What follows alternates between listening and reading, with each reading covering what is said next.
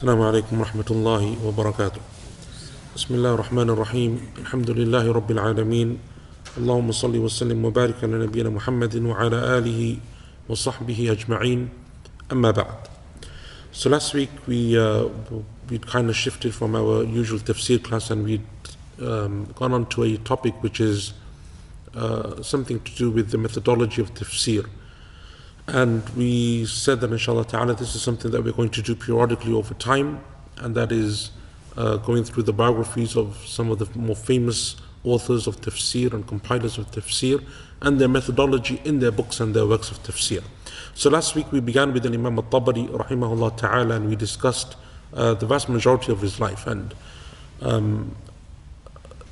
really to go into so much detail or to go into adequate detail concerning his life and his methodology in tafsir, I think, to be honest, we could take probably 4 or 5 lessons to really go into detail and go into his tafsir and his methodology and how he approaches tafsir and the various different components of tafsir and its principles. We could go into a great amount of detail. We don't have, I think, number one, the time to be able to do that, because if you took out 4 or 5 lessons every single time, that's going to build up to quite a lot. And also, I'm not sure if it's the kind of level of detail that we want to go in necessarily as part of this. So, what we, inshallah ta'ala, want to do is these kind of like sessions will be, inshallah, like 2 lessons, 1 to 2 lessons, where we discuss their biography and we discuss the methodology of tafsir in brief terms, and then inshallah ta'ala we go back to our usual tafsir class. So last week we discussed the vast majority of the life of Imam al-Tabari rahimahullah ta'ala. We discussed his birthplace, we discussed his upbringing, we discussed his teachers and some of his students, as well as some of his works. And one of the things that's come from that is that we saw that he was a prolific scholar in his own right. An imam, a mujtahid, someone who was a trailblazer in many ways in terms of the books that he authored, someone who, rahimahullah ta'ala, was an expert in not only the science of tafsir, but in hadith and in history and in qira'at and in Arabic grammar and language and in many of the disciplines and fields of Islamic knowledge. We come towards the end of his life, and the last component that I want to mention, there's a lot of other stuff that we can mention: his ibadah, his worship, his humbleness, his piety, his wara', his abstinence from the dunya, asceticism, all of that kind of stuff that we can cover in detail. But the final part that I want to focus on, inshallah ta'ala, before we move on to his methodology and his tafsir, is his death, and slightly before his death, the circumstances that led to his death, or that were not necessarily led to his death, but the final couple of years before he passed away, rahimahullah ta'ala. And that is that he suffered a major trial, and that's not something which is unique to Imam al-Tabari, but there were many great scholars of Islam who towards, or some part of their life, or towards the end of their life, they had to undergo a serious trial. Imam Ahmad rahimahullah is an example, and he's only someone who comes a few years before Imam al-Tabari rahimahullah. Ibn Taymiyyah rahimahullah is another example. There were illustrious scholars who, for whatever reason, were imprisoned or had problems, and that goes all the way back to even the time of the companions, beginning with Uthman radiyallahu anhu and his assassination. So it's something which is, it's found within our history for different reasons and for various circumstances. There were scholars and companions who had difficulty and trial within this life. From them is Imam al-Tabari rahimahullah ta'ala, and his mihna, or his trial, begins in Iraq, where he later settled, and that's where he would pass away rahimahullah ta'ala. And it kind of came about as a result of a couple of things that were disseminated concerning him. Iraq at that time is a place now where the Hanbali madhab is the dominant madhab. The teachings of Imam Ahmad rahimahullah, based upon Imam Ahmad and his fame and his the acceptance that Allah Azza wa Jal gave to him in that part of the world, and especially since Imam Ahmad went through his own trial of the creation of the Quran and the issue that he went through with the Abbasid leaders and the rulers, is something that the people then accepted him, and they followed his teachings and they took after him rahimahullah ta'ala. So Iraq became his madhab. The area of Iraq was known for the madhab of the Hanabila. Within Iraq, that's the main madhab and that's what people are known for and so on, they began to be an attack of character, an attack on the character of Imam al-Tabari rahimahullah ta'ala, for a number of things, right? All of them are unfounded. However, like one of the things that they said was that he is someone who has a level of Shi'ism within him, Imam al-Tabari. And that's because he gathered a number of ahadith that spoke about the virtues of Ali radiallahu anhu, because he found some people were demeaning or belittling the status of Ali radiallahu anhu. So he gathered a number of hadith concerning his fada'il, right, and his station and his status. And they are, and no doubt Ali radiallahu anhu has that status within Islam. But some people took that and they twisted it and they manipulated it. And this is a lesson, right? Because we see this even till today, when people get involved who don't have knowledge, who don't have that background of scholarship, when people's desires come in, and especially amongst contemporaries, it is an extremely dangerous thing to go to someone's contemporary, another scholar, and ask about another scholar, a da'i, ask about a fellow da'i, what do you think, what did he say, and so on. Because always amongst people who are contemporaries, just as you have in the workspace, in the work field, amongst colleagues, amongst people who are working together, business partners and so on, even siblings, right? Anyone within that same kind of level, there is always an element, or in most cases there is an element of competition, there is an element of problem, there is an element of sometimes jealousy and so on. That's human nature. That's the way that it is. And sometimes that boils out, right? You will find it if you go back to the life of Imam Malik rahimahullah with some of his contemporaries. And you will find it amongst many of the scholars, that sometimes there were scholars who said about Imam Malik that he was a weak narrator. And this is Imam Malik, right? Imam Malik is one of the greatest scholars of Islam and one of the most prolific narrators of hadith, one of the most knowledgeable of his time. And Imam al-Bukhari and others put him in the golden chain of narrators. Those like narrators that are untouchable in terms of their narration of the hadith of the Prophet sallallahu alaihi wasallam. But some of the contemporaries of Imam Malik considered him to be weak, because they had that personal rivalry and that personal thing that going on. And scholars, despite their knowledge and their position, are still human, right? And they are still people who are prone to those temptations of shaitan. Anyway, the point here being that this is one of the things that was said about Imam al-Tabari. Another thing that was said about Imam al-Tabari, and this is perhaps the major catalyst of what took place, is that they claim that Imam al-Tabari didn't honor or didn't revere Al-Imam Ahmad rahimahullah ta'ala. He didn't respect him as a scholar, didn't consider him to be a faqih, didn't consider him to be someone who was a scholar in his own right in terms of the field of fiqh. So Imam al-Tabari rahimahullah ta'ala, that's incorrect.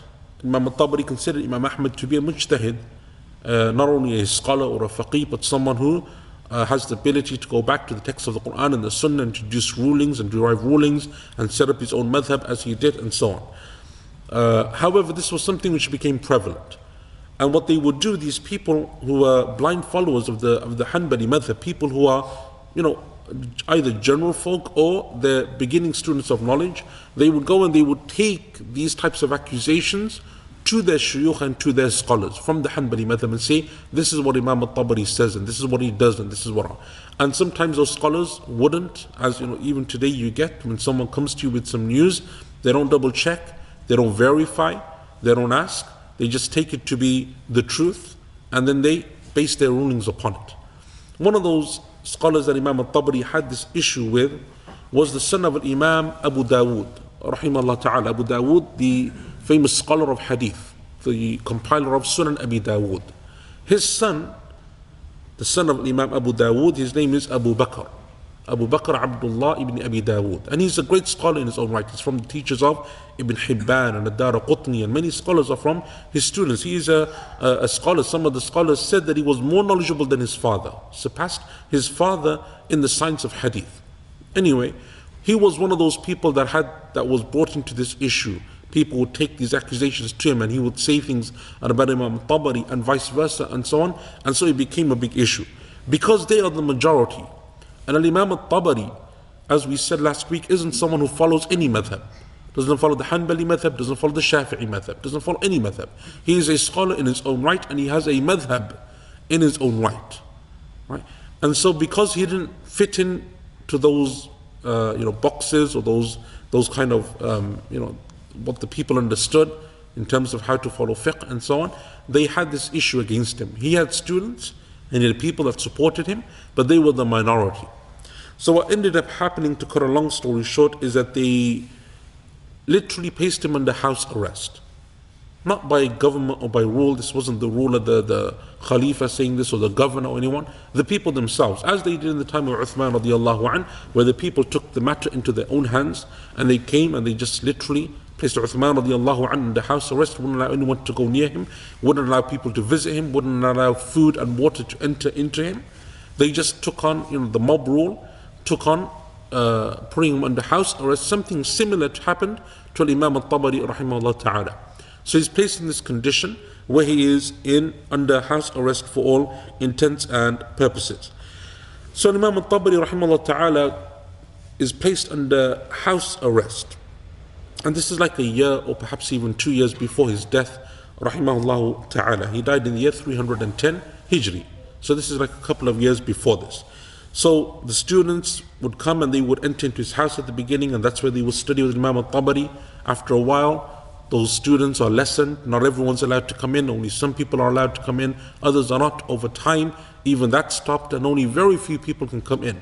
So that is not even teaching, but it's just close friends and people that he knew while that would be allowed to enter. And they are literally choosing who comes to visit Imam al-Tabari and who doesn't, come in and visit Imam al-Tabari rahimahullah ta'ala. So Imam al-Tabari at this time is in his 80s. He's not a young man, he's in his 80s.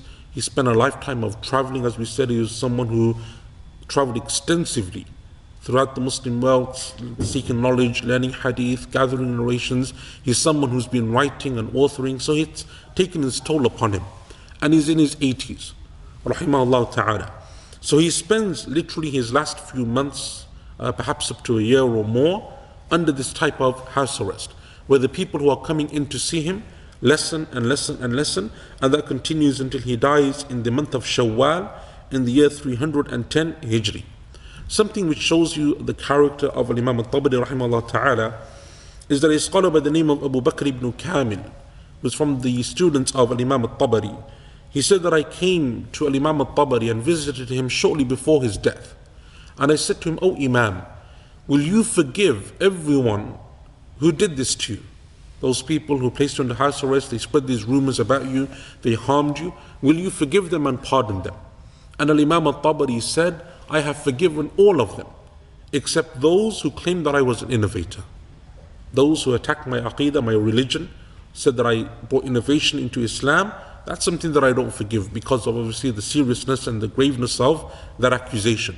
But everyone else I have forgiven."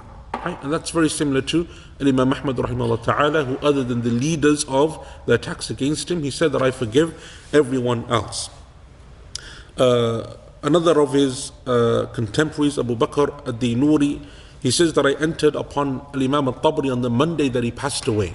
And Imam al-Tabari was ill, he was old in age, he had aches, he had pains, and he's been under this almost house arrest for a number of months. He said, so we came to him and we said to him, Imam al-Tabari, we said to him, why don't you combine between the prayers? Dhuhr and Asr, Maghrib and Isha. You're ill, you're old, you're in these extreme circumstances, and it's allowed for people who have a valid excuse to combine between the prayers. He said that Imam al-Tabari refused, wouldn't combine his prayers. Meaning even till the end, he's someone, a man who continues to worship Allah, pray, even though it's difficult for him physically, and he's got all of these issues going on, he will still pray each prayer at its proper time. He doesn't just take the concession that is available. Imam al-Tabari rahimahullah ta'ala died on that Monday rahimahullah ta'ala towards the end of the day, and he passed away.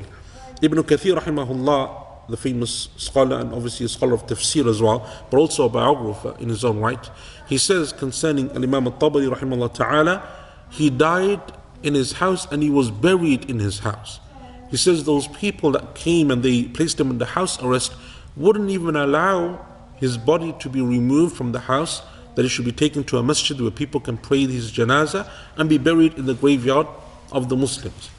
So they insisted that he be buried where he was. So people would come to him, to his house, and they would pray there, because basically his house becomes his graveyard as well. Imam Ibn Kathir rahimahullah ta'ala says that some of the narrations say that continued for months. People would come and they would pray because there's a limited amount of space. So people would come and they would pray his janazah and leave, and another group of people come, and that continued for weeks and for months until he passed away, until that finished, rahimahullah ta'ala.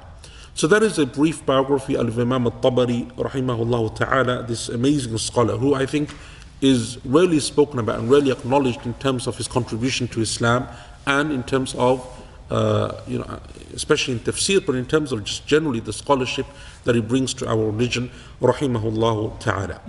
Going on to his tafsir, tafsir of Imam al-Tabari and his methodology in his tafsir.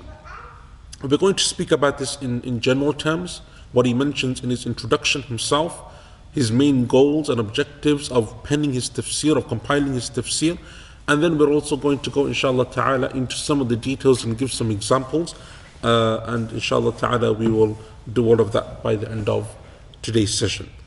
His tafsir is famously known as Tafsir al-Tabari, right? That's what everyone calls his tafsir, Tafsir al-Tabari, but that's not what he called his tafsir. That's not the name that he gave to it. It's just become famous. It's become, like Tafsir ibn Kathir and many of these, Tafsir al-Qurtubi, many of the tafasir that we attribute to their authors, their actual books are not called that. No scholar called his own tafsir my tafsir, right?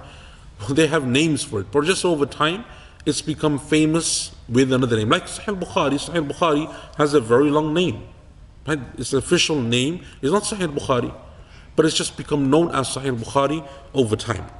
So the name of the book of Imam al-Tabari's tafsir is Jami' al-Bayan an Ta'wili Ay al-Quran. Jami' al-Bayan, Jami' is something which is comprehensive, Bayan, an explanation. An Ta'wil, Ta'wil means the interpretation, the tafsir. Ay is the plural of verses. Ayah from its plurals is Ay, Ayat and Ay, Ay al-Quran. So the comprehensive explanation of the interpretation of the verses of the Quran.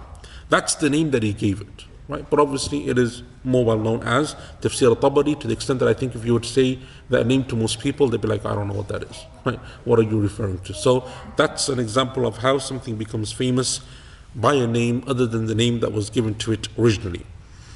Al-Imam al-Tabari rahimahullah ta'ala says himself, he said that I prayed istikhara to Allah and asked him for help for 3 years before I began to compile my tafsir. 3 years I prayed istikhara to Allah and asked for his assistance before I made the decision to compile my tafsir, right? And that's amazing that these scholars will put in so much time and effort in dua, in istikhara, before taking a decision such as the one that they take in terms of writing a book or compiling a book, right? It's like Imam al-Bukhari rahimahullah, they say that with every hadith he would pray 2 rak'ahs, with every hadith that he entered into his sahih. That's not only, like scholarship and knowledge and whatever, but it is an amazing level of ibadah and dedication and commitment to Allah subhanahu wa ta'ala to have that discipline to do that for every single hadith. Imam al-Tabari is praying istikhara for 3 years according to one of the things that he narrates. Another narration says that Imam al-Tabari rahimahullah ta'ala said to his students, and in other narrations his students asked him to write for them a book of tafsir. So he asked them to bring them 30,000 pages, that he could write for them a book of tafsir. And they said, that's too much, it's too big, 30,000 pages is too long. So he said to them, bring me 3,000 pages and I will write for you tafsir. And it is from those 3,000 pages that we have Tafsir al-Tabari. What he wanted to have was 10 times its size. Right? And it's the longest tafsir that we have. They wanted 10 times that time. And what's amazing is Imam al-Tabari's tafsir is not just him saying, I think and I want and I say, and it is narrations after narrations after narrations. The fact that he has 10 times as much narrations, right? And you get that from his other books. All of his books are like encyclopedias, whether it's on history. His Qira'at book, which we don't have anymore, and we'll come on to this, it is said that it was 18 volumes, just on the science of Qira'at. Right, 18 volumes. And so it's something which perhaps Allah Azza wa Jalla knows best. He was going to bring all of it into tafsir, because obviously tafsir is something that you can bring in history and qira'at and Arabic grammar and everything else. But anyway, that's something which he wanted to do, and so he summarized. This is the summary of his tafsir. Right? This is the summarized version of the tafsir of Imam al-Tabari, rahimahullah ta'ala. Al-Imam al-Tabari, it said that he would write 40 pages a day, generally. That's how much he would write a day. He would author 40 pages a day, and that's how he was able to, in his lifetime, bring out so many of these books. Unfortunately, many of the books that are attributed to him and that are mentioned by the early scholars are no longer in our possession. They didn't reach us. So we have some of his book of history is around, his tafsir al-Tabari obviously is around and so on, but not every book reached us. Many of his books, like his Qira'at book for example, isn't something which survived till our time. And Imam Ibn Jarir, rahimahullah ta'ala, said, I am amazed by those who read the Quran and they don't understand it. How can they possibly enjoy the Quran? Right, that's one of the statements that he mentions, rahimahullah ta'ala. I'm amazed by those who read the Quran without understanding. How is it possible for them to enjoy the Quran? Ibn Jarir, rahimahullah ta'ala, he dictated his tafsir. So what seems to be the case is, rather than him necessarily writing it himself, he dictated. And that's why you often find in his tafsir, قال Abu Ja'far. Abu Ja'far said. Right? And obviously if you're writing your own book, you don't say Ahsan said, right? That's not how you write. But why are they saying قال Abu Ja'far? Because his students are dictating, and so they're trying to show where Imam al-Tabari is commentating and the narrations that they're bringing from other scholars and other companions and so on. So he dictated this. It said that he began in the year 283 of the Hijrah and he finished in the year 290. So we're talking about how many? Like 7 years, right, of dictation. And then it said that his students read it to him a final time in the year 306 of the Hijrah. He died in the year 310. So 306 Hijri, they read it to him a final time, and so it's something which he says he accepts and so on. And there are some narrations where it said that some of the people who were around him at the time of his death asked him for final advice, final words. And one of the things that he said to them is, take the knowledge that I have left for you in my books. That's my legacy, right? What I've given to you from the knowledge that you find within my books, take that and benefit from it. That is the legacy that I have left behind, rahimahullah ta'ala. The scholars have agreed, like there's hardly a scholar who, except that he will say that Tafsir al-Tabari is perhaps the greatest work of tafsir. And it's not just an amazing work of tafsir, it is an amazing work in Islamic knowledge, full stop, generally.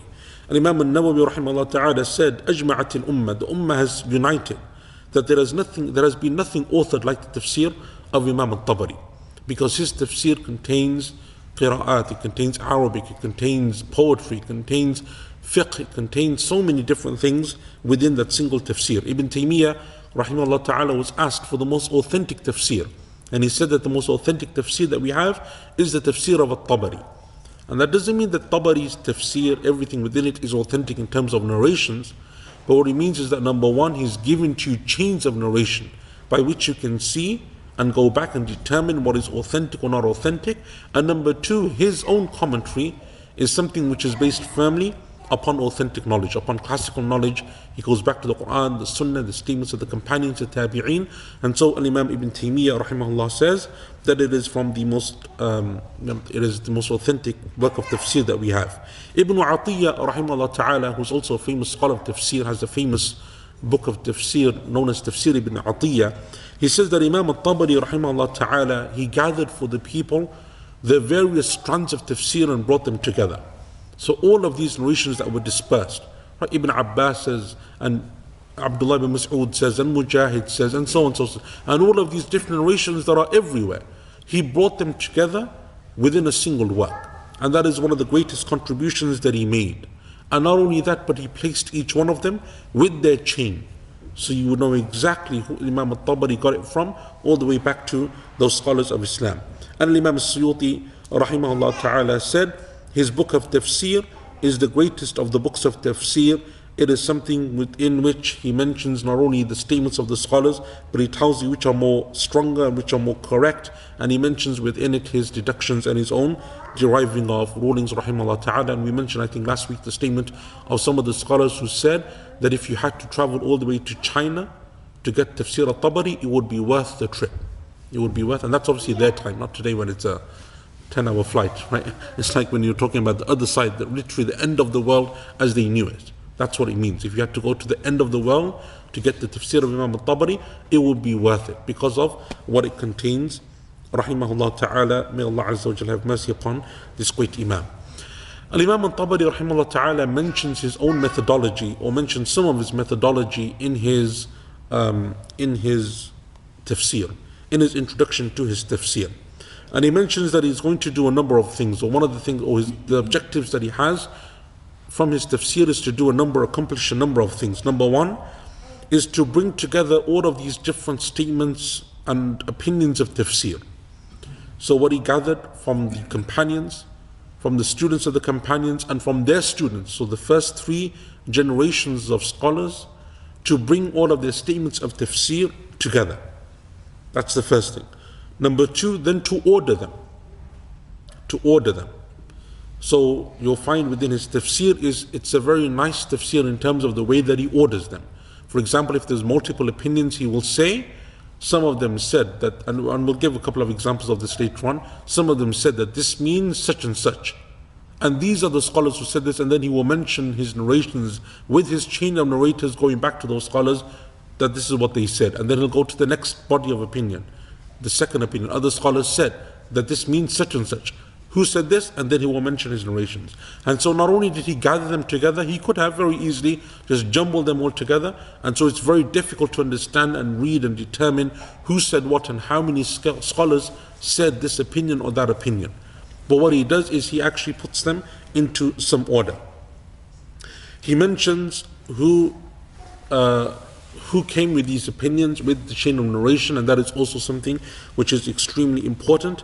And then what he does is he also mentions his own commentary, right? What he considers to be correct or incorrect or strong or weak, or whether you can reconcile and bring all of those different opinions together and they all actually mean the same thing, or whether there is a contradiction between them, and so you have to choose not only in terms of the tafsir opinions, but then looking in light of Arabic language and grammar and poetry and the different principles of the Quran and the Sunnah and so on. So one of the discussions that scholars have is how to define what is called tafsir al-ma'thur and tafsir al-ra'i. So we mentioned this last year when we were speaking about an introduction to tafsir. There are 2 general forms of tafsir. One is tafsir bil-athar, which is tafsir of narrations, based on narrations, and one is tafsir of ra'i, which means basically opinion. Tafsir of ra'i, right? What is tafsir al-ma'thur and tafsir al-ra'i? How do you define this? Some scholars say tafsir al-ma'thur is just mentioning narrations. Ibn Abbas said, Ibn Mas'ud said, Sha'bi said, Mujahid said, Ikrimah said, Qatada said, and it is just literally their narrations. That is tafsir bil-athar. Tafsir al-ra'i is when you have your own opinions. So you say, and I think that this is this, and that is correct, and that is incorrect, and so on. The problem with that is that tafsir al-Tabari generally, is often considered to be tafsir bil-ma'thur, tafsir of narrations, because that is the majority of what he does. However, it is not devoid of his opinions. Imam al-Tabari didn't just collate these narrations together, bring them together, and offer them to people. But he actually commentates, and he speaks, and he rebukes, and he criticizes, and he analyzes. And he does all of this within his tafsir. So one of the things that he mentions within the beginning of his tafsir, in his introduction, he says, and he criticizes tafsir bil-ra'i, tafsir of opinion. And he says that's when just people come, not basing it on any verse of the Quran, any principle of the Sharia, any statement of the companions, and they just tell us what they think the verse means. And that is tafsir al-ra'i. He said it is not tafsir al-ra'i when you have the principles of the Quran and the Sunnah and you take into consideration the statements of the companions and the scholars, and then you commentate and analyze that. And you draw from it conclusions, and you derive from it rulings. And that is an important distinction to make in tafsir bil-ma'thur. Tafsir bil-ma'thur, yes, there are books of tafsir that only gather narrations, like Tafsir Ibn Abi Hatim, for example, is a good example, where the vast majority of it is just narrations. He has very little commentary. Very little does he add his own opinions, or he may say, my father said, but his father and his uncle and others are from the scholars of Islam. But Imam al-Tabari doesn't do that. And Imam al-Tabari is one of the scholars who most commentates on the opinions of scholars. and he will mention his own deductions and his own rulings, and we will give examples of this. And not only in tafsir, but in Arabic grammar, where he will say, and some of the scholars of Arabic grammar said this, but that's a weak opinion, doesn't make any sense. Right? And he's actually literally going on, criticizing some positions of Arabic grammar amongst the scholars, and even qira'at. He will say this qira'ah is incorrect, and that qira'ah is more correct, and that is sahih, and that's da'if, and so on. And he will go and he will analyze and he will commentate. So this is also one of the things that he wanted to do in his tafsir, rahimahullah ta'ala. Right?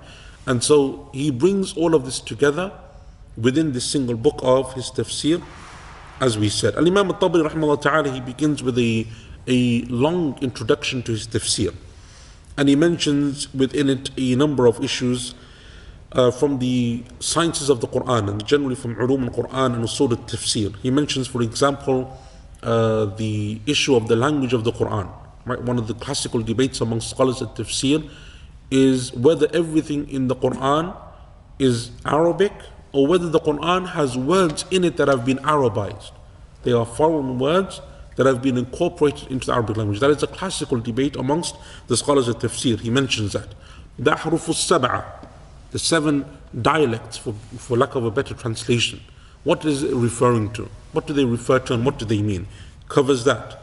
Covers the principles of tafsir and how you get tafsir. He mentions, for example, who you take tafsir from and who you don't take tafsir from the early scholars. And how scholars would say, don't take tafsir from such and such a person, even though they are famous narrators of tafsir. But they were considered to be weak amongst them. He mentions narrations such as that as well. And he mentions, for example, other things concerning the verses of the Quran and the surahs of the Quran. And then he goes on to the isti'adha and the basmala, and then Surah Al-Fatiha, all the way up to Surah An-Nas. Al-Imam al-Tabari, rahimahullah ta'ala, he mentioned in his tafsir that what he wanted to do was he wanted to concentrate upon the opinions of the scholars, of the companions, the tabi'een, and the 3rd generation of scholars known as the atba'u tabi'een, to bring their opinions together, their statements together, and to speak about them and to analyze them. And that's why very rarely do you find that he goes out of these 3 generations, goes beyond these 3 generations. So you'll rarely find, for example, that he mentions what Imam al-Shafi'i said, or Imam Ahmad said, or any of his contemporaries, or any of his teachers who are from below those 3 generations. Even though he could have, and I'm sure that there were many narrations that those scholars had and many opinions that he took from them as well in terms of tafsir. But he limited himself to that. And that's an important principle. It is an important methodology. Because what he's effectively saying is that if this is the opinion that these 3 superior generations of Muslims, virtuous generations of Muslims agreed upon, then it's not allowed for someone else to come now with an opinion that comes outside or falls outside of this body of opinion that exists. So if the companions agreed that this verse has 3 possible interpretations, and their students agreed, and their students agreed, now for someone to come 5, 6, 7, 8, 900 years later and say, actually, no, there's a 4th and a 5th and a 6th, and actually can mean this and that, then that's incorrect. Right? You can make contemplations. You can say, the way that I apply it in my situation, in our time, this is how you benefit from it, and so on. But to say that this is the meaning of the verse, which is what tafsir is, it is interpretation, it is speaking about what Allah is referring to, what Allah means by this verse. That is something which he says should be limited to those 3 generations in terms of their opinions of tafsir. And rarely do you come across a verse of the Quran in which there is no commentary from those 3 generations. Rarely will you come across a verse of the Quran, if ever, that there's nothing from the companions, nothing from their students, nothing from their students, right? From those 3 generations of Muslims. So Imam al-Tabari, rahimahullah ta'ala, says, if we have mutawatir narrations that come to us from them, that is sufficient.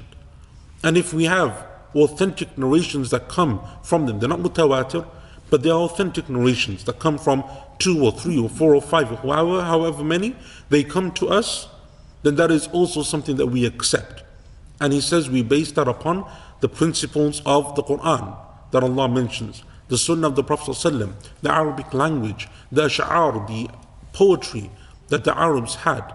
And taking all of this together and accounting for all of this, we can determine what is the correct statement of tafsir concerning this. And that's why you find rarely in the tafsir of Imam al-Tabari rahimahullah ta'ala that he doesn't choose an opinion. There are some scholars of tafsir who at times they don't, they mention to the narrations, but they don't really say this is stronger or that is weaker or whatever. And Imam al-Tabari rahimahullah ta'ala usually chooses one. And he usually says, وَهُوَ الْأَوْلَى الْأَقْوَالِ بِالصَّوَابِ. That is the most befitting opinion to be correct, or the strongest opinion is. Although he will give some indication of the opinion that he is leaning to, or he will reconcile. And he will say, and what is correct is that all of them are referring to the same thing. There is no contradiction between any of those views, any of those statements. So this is something which Imam al-Tabari rahimahullah ta'ala does. That's the basic outline of his tafsir. Now going into more detail, Imam al-Tabari rahimahullah ta'ala, his step-by-step process of doing tafsir generally, right, there's obviously exceptions to this, but generally speaking, in terms of his step-by-step way of doing tafsir, is the first thing that he does is he mentions the verse. And if it's a long verse, he will break it down into smaller components. So some of the longer verses, especially towards the beginning of the Quran, what he will do in his tafsir is he will mention the first portion of the verse and then go into the opinions of tafsir. And then go on to the next portion of the verse, so he will break it down. Rather than mentioning a long verse together, and then mentioning all of the different statements concerning all of the different elements of that verse. For example, when Allah Azza wa Jalla says, وَبَشِّرِ الَّذِينَ آمَنُوا وَعَمِلُوا الصَّالِحَاتِ أن لهم جنات تجري من تحتها الأنهار كلما رزقوا منها من ثمرة رزقا قالوا هذا الذي رزقنا من قبل وأتوا به متشابها ولهم فيها أزواج مطهرة وهم فيها خالدون. Allah Azza wa Jalla is giving glad tidings to those who believe and do righteous deeds, that they have gardens of paradise under which rivers flow, and then the food of Jannah. And Allah Azza wa Jalla goes into a lot of detail concerning the reward. It's a long verse, 3-4 lines in the Quran. Rather than mentioning all of the statements of the scholars that speak about all of the different elements within that verse, he breaks it up. وَبَشِّرِ الَّذِينَ آمَنُوا وَعَمِلُوا الصَّالِحَاتِ أَنَّ لَهُمْ جَنَّاتٍ تَجْرِي مِنْ تَحْتِهَا الْأَنْهَارُ. Stop. كُلَّمَا رُزِقُوا مِنْهَا مِنْ ثَمَرَةِ الرِّزْقِ. Stop. قَالُوا هَذَا الَّذِي رُزِقْنَا مِنْ قَبْلِ. Stop. وَأُتُوا بِهِ. And like this. And that's what he does in his tafsir. What he will generally do is he will give a general basic understanding of what the verse is referring to. So before he goes into the details of who said what and the difference of opinions and mention narrations, he will give a general understanding of what the verse is. Right? And this is what I often quote to you in our classes. So when I say, for example, that Imam al-Tabari said that this is what this verse refers to, that's his general statement. Without going into all of the detail of who said what and what narrations came and who narrated from who, without going into all of that detail, it is basically something which he does. Then, if there is a difference of opinion amongst the scholars, because sometimes the verse is something which is agreed upon, there's no difference of opinion amongst the scholars of tafsir. But if there is, and there are multiple narrations and multiple opinions concerning that, he will mention them. And he will mention that there is a difference of opinion. He will often say, وَاخْتَلَفَ أَهْلُ التَّأْوِيلِ فِي تَأْوِيلِ ذَلِكَ. And you will find in the classical works of tafsir, I mean in the very early works of tafsir, because the word classical now, which eras are referring to, but I mean the very early works of tafsir, you often find that the word that they use for tafsir is ta'wil, not tafsir. Tafsir is something which becomes more common as a name for this science and for what we're doing much later. The early generations would call this ta'wil. Even the word tafsir is mentioned in the Quran, right? وَأَحْسَنَ تَفْسِيرًا in Surah Furqan. So it's not the issue isn't that, but the name that it was known by was ta'wil, right? And ta'wil, tafsir are very similar, right, in terms of meaning. Ta'wil is, for example, what is mentioned in the hadith of the Prophet ﷺ when he made dua for Abdullah ibn Abbas radiyallahu anhuma, that he said, Allahumma faqihhu fi din wa allimhu ta'wil. Oh Allah, give him understanding of the religion and teach him tafsir, teach him the interpretation of the Quran. But the classical word used is ta'wil. And perhaps it's based on that hadith that the scholars who then came named this science, or they would call it ta'wil. So he often says, وَاخْتَلَفَ أَهْلُ التَّأْوِيلِ. My أهل التأويل. Or sometimes he says, وَاخْتَلَفَ تَرَاجُمُ الْقُرْآنِ. There is a difference amongst those who made tarjuma of the Quran, gave meaning to the Quran, right? And uses the word tarajum. And that's because, for example, Ibn Abbas radiallahu anhuma, from the titles that he's given is Turjuman al-Quran, right? Turjuman al-Quran. For us now, tarjuma has a different meaning, right? In our modern context, tarjuma is the meaning of the Quran, right? The translation of the Quran. That's what we refer to as tarjuma. Obviously, in those times, there's no such thing as translation, right? So for them, tarajum or tarjuma means another form of tafsir. So when he mentions the difference of opinion, he will mention the scholars who said what they said, and he will break them down into opinions. He will break them down into opinions. So for example, he will say, فَقَالَ بَعْضُهُمْ. Some of them said. And he will mention, for example, they said that this refers to Islam, or refers to the Quran, for example, or refers to the Prophet ﷺ, whatever it may be. And then he will say, ذِكْرُ مَنْ قَالَ ذَلِكَ. To mention who said that. So he mentions the opinion first, then he says who said that. Why does he say who said that? Because he doesn't just give you names. Like what I do in tafsir, I will say this is the opinion of Mujahid and Qatada, and that's what I do, right? That's what we do. What he does is, this is who said this, then he starts mentioning his chain of narrators to each one of them. So for him, it's not just a matter of listing names, he will now start to list narrations with their chain, from himself all the way back to that scholar, or even back to the Prophet ﷺ, if it is a hadith of the Prophet ﷺ. And then he will say, after mentioning the first opinion, وَقَالَ غَيْرُهُمْ, and others said, وَقَالَ آخَرُونَ, others said, or something like this. And then he will do the same thing, mention who said that. And that's what he does. And sometimes that's only one or two opinions, but sometimes it's 7, 8, 9, 10 opinions. And he will do it for each and every single one. And what he does then is, if it's a statement, for example, of Ali radiallahu anh, but he took that from 3 different chains, he will mention the 3 different chains. Rahimahullah, right? So this is a labor of love, right? This isn't just like, ticking a box kind of thing. This is, no, I have this narration not only from these scholars, but from another scholar, and from a third scholar, and I will mention to you, and he will say, An Ali radiallahu anhu mithlahu. So he won't repeat the narration itself, because the narration is the same, the opinion is the same, but he will mention his different chains of narrators going back to him. For example, let's give an example of this so that it's clearer. The tafsir of Ihdina as-Sirat al-Mustaqim, Surah Al-Fatiha. What does Sirat al-Mustaqim mean? What is the straight path referring to? Abu Ja'far rahimahullah, qala Abu Ja'far, right? So Abu Ja'far, meaning Imam al-Tabari, said that the Ummah has agreed from amongst the scholars of tafsir that as-Sirat al-Mustaqim is the clear path that is straight, that is not crooked. And that is what the Arabic language understands it to mean. So anything that is straight and not crooked, that's the general, like tafsir of what the verse means, right? That it is referring to a straight path that is not crooked, meaning has no mistake in it, no contradiction in it, right? Nothing that is considered to be incorrect in it. And then he goes on and he says, so the greatest or the strongest of those opinions of tafsir, in my view, indi, he says, is that Ihdina as-Sirat al-Mustaqim means, oh Allah, keep us firm upon what you have chosen for us as the path that you are pleased with, from statements and actions, and that is the straight path. For whoever has been guided to what Allah Azza wa Jal favored the prophets with, and the Siddiqeen with, and the Shuhada with, then that is the path of Islam.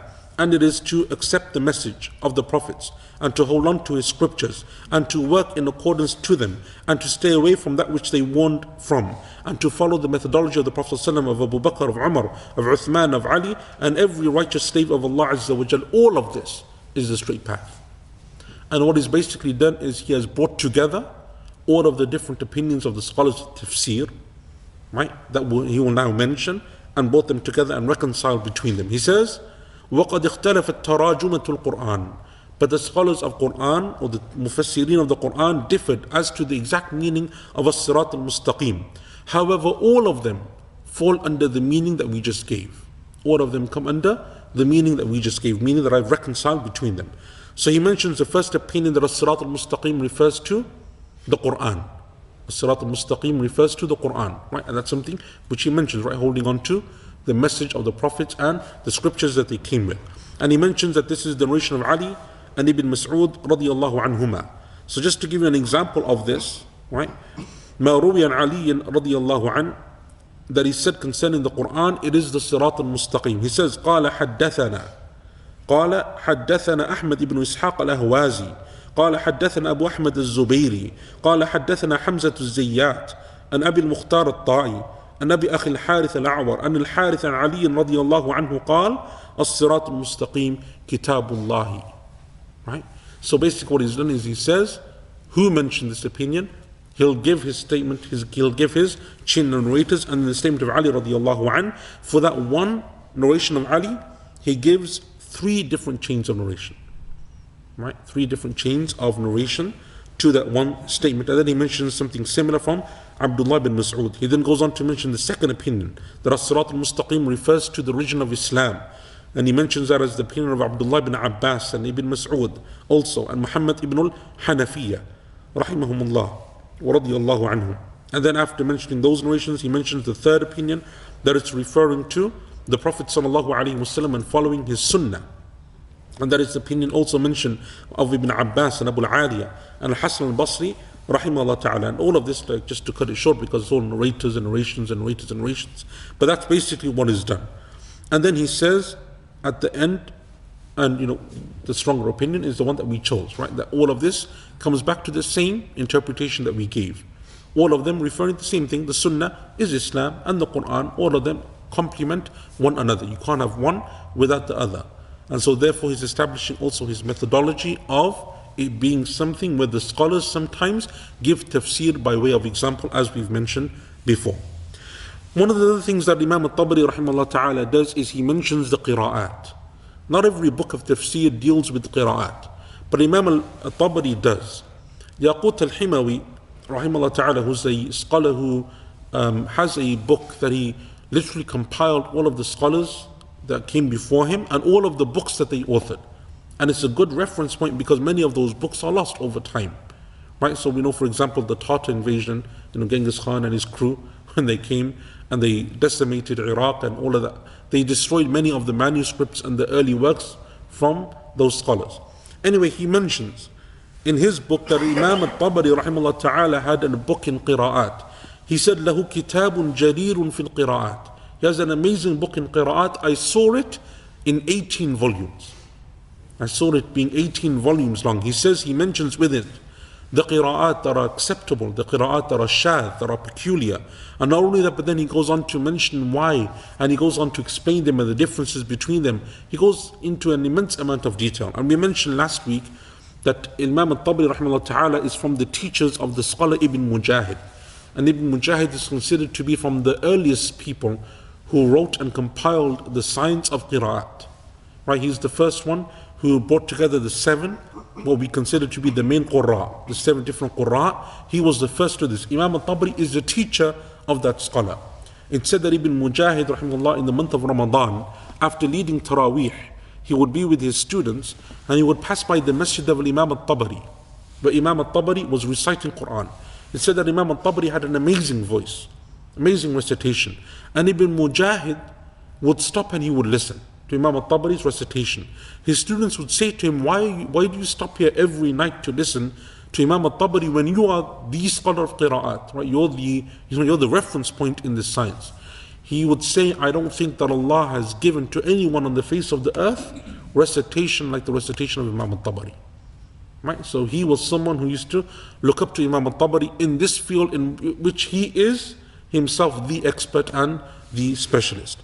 So Imam al-Tabari rahimahullah ta'ala mentions the qira'at, and sometimes he will also commentate on them. Right? So for example, a couple of weeks ago in Surah Takathur, when we were speaking about the verse لَتَرَوُنَّ الْجَحِيمِ, we said there's a second qira'ah which is, anyone remember? لَتَرَوُنَّ الْجَحِيمِ and لَا تُرَوُنَّ الْجَحِيمِ with a dhamma. لَتَرَوُنَّ الْجَحِيمِ لَتُرَوُنَّ الْجَحِيمِ. The second qira'ah is the qira'ah of Ibn Amir al-Kisai. These are from the 7. It's a mutawatir qira'ah. But Imam al-Tabari, when he mentions this, he says, but the qira'ah of the majority is stronger. They're both correct, right? It's not like one is a weak or a peculiar qira'ah, but sometimes he even commentates. He says, because from a linguistic point of view, from an Arabic grammar point of view, from an eloquence point of view, that is something which is more well known and more well established amongst the Arabs. And that brings me on to another point that Imam al-Tabari rahimahullah ta'ala goes into great detail in his tafsir, and that is Arabic language and grammar. He considers it to be from the most important components of tafsir to have a mastery of the Arabic language, to understand Arabic, its grammar and its rulings and its poetry, because much of Arabic language and its rulings is taken not only from the Quran and the Sunnah, but the poetry of the Arabs and what they consider to be acceptable in terms of their speech and in terms of what you could and couldn't say in terms of Arabic language and grammar. Al-Imam al-Tabari rahimahullah ta'ala follows the school of Arabic grammar of Kufa. And I think we mentioned this a couple of weeks ago. You have the Basri school and the Kufi school. The Basris are a lot more regimental in terms of what they accept. The Kufis are a lot more easygoing in terms of what they accept, in terms of poetry and everything else. And so their rules are a lot more easier and laxed. So Imam al-Tabari rahimahullah ta'ala often mentions this. As long as they don't go against the opinions of the scholars of Arabic grammar, don't conflict with, don't contradict with the statements of the scholars, of the companions and the tabi'een. So if there's an opinion of Arabic grammar but it goes against what the scholars said the verse means, he doesn't accept it. But if it doesn't conflict, he puts also a lot of importance and emphasis within this. So Imam al-Tabari rahimahullah ta'ala is someone who will do this, and he will not only mention the different opinions amongst the scholars of Arabic grammar, but he will criticize what he considers to be incorrect. And he will openly say, and that opinion is incorrect, that opinion is not in accordance to this, and he will go into this type of detail. And that's because he was also a specialist, an expert in Arabic grammar and in the poetry of the Arabs. So Imam al-Tabari rahimahullah ta'ala, one of the things that he doesn't do in this, which is different to his qira'at, different to his fiqh, different to the opinions of tafsir, rarely when it comes to Arabic grammar does he mention the names of the scholars who took those positions. But rather he will say that the grammarians of Kufa said and Basra said, and he refers to them in general terms. Rarely does he say, for example, Al-Kisai said, or Al-Farra said, or whoever. He doesn't name those early scholars of Arabic grammar. He mentions them in general terms. Right? And I don't really know the reason for this, but perhaps, and Allah knows best, is to show that what is most paramount when it comes to tafsir, what always takes precedence, is the statements of the companions and the scholars in terms of tafsir. Language and linguistics would always come second, because the understanding of the companions of the Quran and its language and the Arabic was far greater than anyone who came after them, radiyallahu anhum ajma'in. So for example, verse 79 in Surah Ali Imran, Allah Azza wa Jalla says, مَا كَانَ لِبَشَرٍ أَن يُؤْتِيَهُ اللَّهُ الْكِتَابَ وَالْحُكْمَ وَالنُّبُوَّةَ. It's not befitting that Allah should give to any human a scripture or wisdom or prophethood. ثُمَّ يَقُولَ لِلنَّاسِ كُونُوا عِبَادًا لِي. And then that person should turn around and say to people, worship me. وَلَكِنْ كُونُوا رَبَّانِينَ. But rather what he says is be Rabbani. Rabbani is a devout scholar, is a pious scholar, is a person who is devout to Allah subhanahu wa ta'ala. Rabbani. Al-Imam al-Tabari rahimahullah ta'ala goes into the tafsir of this word Rabbani. And he says Rabbani, in my opinion, he says, is the one who doesn't just teach people, but he is a murabbi, someone who nurtures them, someone who guides them, someone who advises them, someone who helps them rectify their issues and their affairs.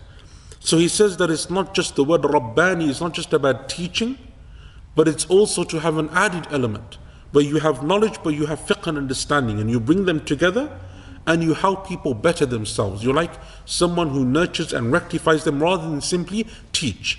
He says because when Allah Azza wa Jal mentions ahbar in the Quran, right, the rabbis and the priests, he says they are the scholars of those nations. They are the people of knowledge. But Rabbani is a greater level, a higher level. And that's why the prophets of Allah were not just people who taught, but they were people who educated and nurtured. They were people who advised, and people who rectified, and people who inspired others to become better and actively helped them to do so. That is the meaning of Rabbani. And he takes that from the linguistic meaning. Because from Rabbani we have Murabbi and Tarbiyah, and all of these words have the same root word. And tarbiyah means to nurture. Right? What you do to your children is you give them tarbiyah. Right? That's you nurture them. So it's not just about teaching, but it's about leading by example and showing through character and by dealing and by interactions how someone can become better. He says that is what Allah Azza wa Jal is referring to in this verse, and that's why Imam, he says, Mujahid said, they are higher in level than the ahbar and the scholars. Allah Azza wa Jal says that the prophets were not just sent to be teachers, but to be murabbin. Right? Shaykh Mahmud Shakir, rahimahullah ta'ala, who was one of the scholars who edited Tafsir al-Tabari, one of the old prints of Tafsir al-Tabari, he was one of the people who edited this tafsir. He said, just annotating himself, he commentated on this as he was editing Tafsir al-Tabari. He said, this is something that you will rarely find even in the books of language, this benefit from this word and how it works. He says you won't even find this in the books of language, that this is an added component to the meaning of the word Rabbani. And I bring this example just to show you that Imam al-Tabari rahimahullah ta'ala doesn't just focus purely on the tafsir, but he's focusing on the Arabic, and he's focusing on the qira'at, and he's focusing on so many different components when he's discussing tafsir.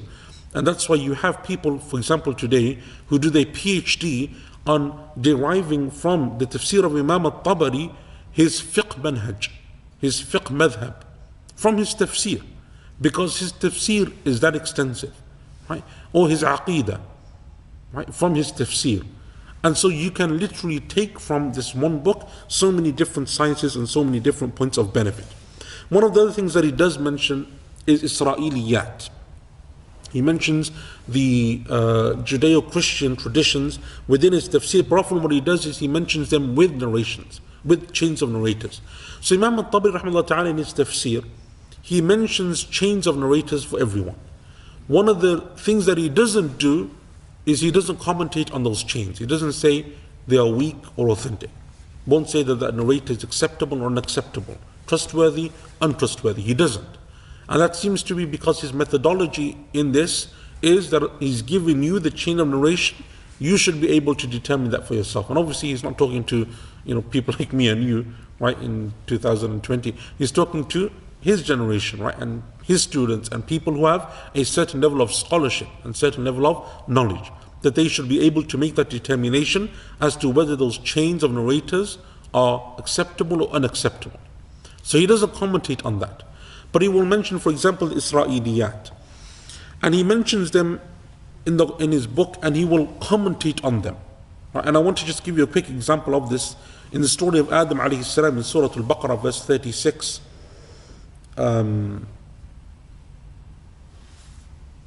Was in Surah Araf, I think Surah Araf, verse 36, when Shaitan comes to Adam alayhi salam and his wife in Jannah, and he whispers to them and tempts them to eat from the tree, and he makes an oath to them that I am sincerely advising you, right? And then Imam al-Tabari mentions the different narrations. How did Shaitan go back? How did Iblis go into Jannah when Allah has expelled him from the heavens? How does he go in? And then there's narrations that he went as a snake and he did this and he did that, and all of this stuff, and he ate, and the tree that Adam alayhi salam ate from was an apple tree, or this. All of these narrations, none of them are from the Prophet ﷺ, but they are Israelite traditions. You find them in Judeo-Christian texts and so on, that they said that this happened and that happened. Al-Imam al-Tabari, after mentioning all of this, just to show you his level of scholarship, he comments on this. He says, وَأَوْلَى ذَلِكَ, and the strongest of all of these narrations are that which we find to be not in conflict with the book of Allah Azza wa Jal. So what is in agreement with the Quran. And he says, and also what the Arabs accept, because one of the opinions amongst the scholars of tafsir is that Adam was tempted by Iblis. He came to him in his heart. He just whispered to him. There wasn't a physical presence, didn't come in any form, didn't see him, but it's something that happened in his mind. Imam al-Tabari says that's a weak opinion. The Arabic language doesn't accept it, because Allah says in the Quran, وَقَاسَمَهُمَا, He made a promise. And a promise is only made if there's someone in front of you verbally making a promise. Right? You can't make a promise if you're just sitting in front of me quietly. I can't take from you a promise. A promise requires a physical presence who physically speaks and verbalizes a promise. So he says, therefore, the Arabic language must also be taken into consideration. has to be in accordance to the Quran, what Allah mentions in the story, has to be in accordance to the principles of the Arabic language. And he says, if that is the case, then so long as what is mentioned in those narrations doesn't go against what we have, then it's possible that it is true. So he doesn't reject the opinion that Iblis came in the form of a snake. He says, it's possible, I don't know. And he says, it's possible, and maybe it is, and maybe it is not. He says, generally his position on this stuff is that Allah Azza wa Jal didn't mention it because there's no benefit in knowing it. And not knowing it doesn't harm you. So for example, in Surah Al-Ma'idah, when he's mentioning the story of the Ma'idah, the table spread, that the disciples of Isa alayhi salam asked Allah, what they call the Last Supper, that the table spread be descended from the heavens. He mentions the opinions of the scholars concerning the type of food that came with. Was it meat? Was it bread? Was it the fruits of Jannah? And Imam al-Tabari says at the end of that, and all of this really doesn't make a difference. Not something that you should spend too much time and effort researching. Because to know what food they had or didn't have doesn't benefit you, and not knowing doesn't harm you. Right? And that is his position generally in this type of issue of tafsir. He goes into fiqh in great detail, inshallah ta'ala, we don't have too long left. He goes into fiqh in great detail, as we said. He started off upon the Shafi'i madhab, but then he goes on to discussing his own madhab. You'll find this within his tafsir in verses of Hajj, in verses in which there are rulings of Islam. He will mention the opinions of the scholars, and then he will give his correct opinion, what he considers to be the correct opinion. So for example, in Hajj, the ruling of Hajj for someone who is prevented from making Hajj in the state of Ihram is called Ihsar. Then there's an impediment, an obstacle that comes between them and arriving at Mecca and performing Hajj. What do? They sacrifice and they come out of Ihram. Right? But who is that allowed for? What kind of obstacle? Some of the scholars said anything that prevents you. Illness, an enemy or whatever. Another scholar said no, it has to be something that you're fearful of. Ihsar means that it's something that you fear. So just being ill, if it's not a fearful illness or it's not something that you fear, it's not something that stops you from making Hajj. If there's fighting in some countries, but it's not going to directly affect you, you're not afraid of it, it's not something that is a valid excuse. And he says, and that is the opinion that I choose. Right? So basically what he does is he brings the opinions of the scholars, and then he will choose what he considers to be the correct opinion. As I said, with all of this, we could go into so much detail. I want to go into the final thing, and that is how he often in his tafsir opinions chooses what is the correct opinion, what is the strongest opinion. He often says in his tafsir, وَالْقَوْلُ الَّذِي هُوَ عِنْدِي أَوْلَى بِالصَّوَابِ, what I consider to be the correct opinion. And then he will mention what he considers to be the correct opinion. Often it is based upon, as we said, has to be from that body of opinion that existed in the first 3 generations of Muslims. And then what he will often do is he will base it upon what he considers to be the strongest in terms of proof, in terms of it conforming to the Arabic language, in terms of it conforming to the general principles of the Quran or what is mentioned by the Prophet sallallahu alaihi wasallam. As an example of this, and inshallah we'll conclude with this example, at the beginning of Surah Al-Baqarah, when Allah Azza wa Jal says, ذَلِكَ الْكِتَابُ لَا رَيْبَ فِيهِ هُدًى لِلْمُتَّقِينَ, this is the book in which there is no doubt, it is a guidance for those who have taqwa.